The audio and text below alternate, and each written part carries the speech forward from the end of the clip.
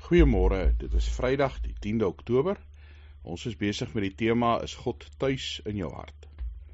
Is dit 'n plek waar God tuis is, waar dit vir hom lekker is, waar jy hom ontvang met liefde, met vriendelikheid? Ons lees saam 1 Tessalonisense 5 vers 17 vanoggend en Romeine 12 vers 12. Hier in 1 Tessalonisense 5 vers 17, baie kort versie, bid sonder ophou.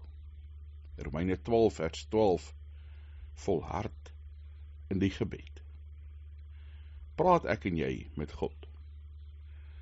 Is die huis waar God tuis is, jou hart? Is dit uit 'n huis waar daar met hom gesels word? Is hy tuis in 'n plek waar mense hulle lewens met hom deel, hulle vreugdes, hulle hartseer, hulle opgewondenheid, hulle nood? Ja, ons mag vir God vertel waaroor ons bang is. Ons mag vir God vertel wat ons ontstel. Ons mag vir God vertel wat ons opgewonde maak. Ons mag vir God vertel wat ons nodig het.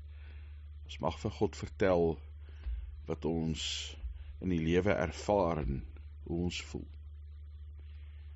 Dit is belangrik as ons met mekaar saamwoon, dat ons met mekaar kommunikeer, dat ons met mekaar praat, dat ons met mekaar gesels.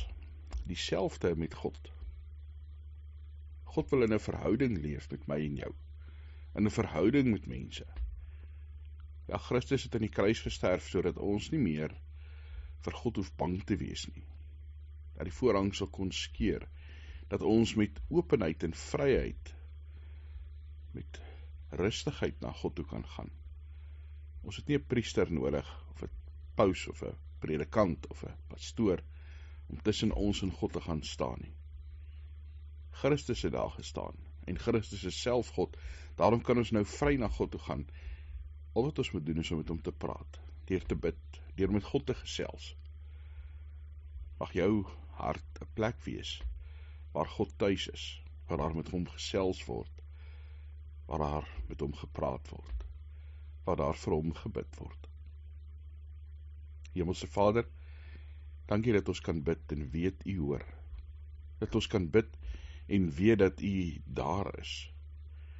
Here, dat U ons uitnooi om te bid, om ons behoeftes en ons nood, ja, ons vreugdes en ons vrese, ons lewe met U te deel.